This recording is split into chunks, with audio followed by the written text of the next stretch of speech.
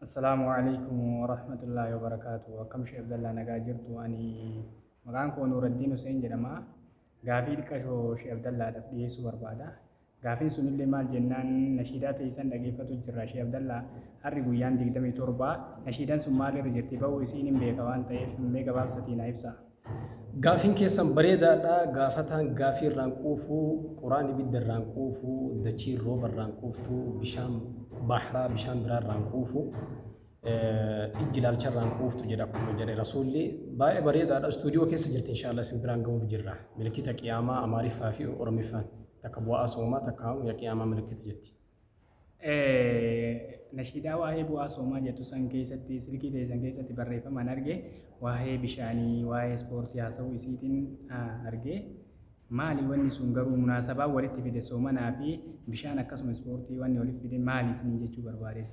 Ispoortii fi soomni nu mataan isaatu ispoortiidha. Namni kenna waan beekumsa hin qabneef malee yookaan namni gariin sirriitti waan dubbisuuf malee soomaa fi soomni fakkeenyaa fi yoo soomtee qaama kee keessaa jarmii ajjeesa. Ilmi namaa gaafa waa nyaatu jarmii tokkotu jira qaama namaa keessaa waa nyaatu. Qaama keellee nyaatee nyaata sanillee nyaatee dhibee nama fida.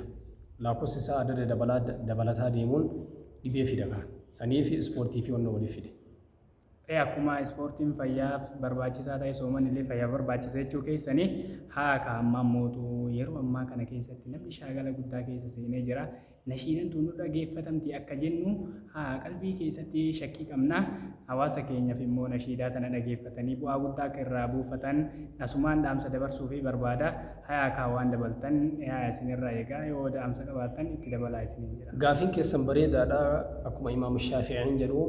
كلما زاد علمك قل إنكارك. عدد بيكون سدبلتا ديمون نمني مرمين إسا كيس جرو يوكا دبين إسا كيس جرو هيب أتشا ديما ربي كان اللي قرآن كيستي وذكر فإن الذكرى تنفع المؤمنين نما تقول يا رجيسون هم فيدجد هم فيدجد شون أسرتي نما يادم مير نما غرام مرتجد دعوة غرغرا نشيدا غرغرا يود يسيتو وانسن نجفتي جمدا غرام مرتو سنما في نشيدا ورابو جرا ولا فبيو هندمونا مبربادو تجرا namni kun uf jibbeellee dhageeffatu baatus nuti seenaaf dalaginaa gaarii dhoyse hin mul'atu balala siniin jedha.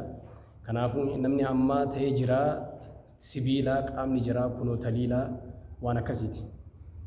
Kun kanuma soomana milkiidha akkasuma soomana nasriidha rabbiin waa taasisu hayaa jiru jabaatti tana guutuu rabbiin nuuf halaafisu jenna hayaa ka isinillee rabbi jazaa isinii haa deebi'u ifaajjanii uummataan ga'uuf keessaniif baay'ee jazaa rabbi isinii haa deebi'u isiniin jenna kanuma fakkaata ka Sheikh Abdallah. Bareedaadha inshaallah isinillee gaafii isin na gaafattaniif naaf galatooma naaf jiraadha.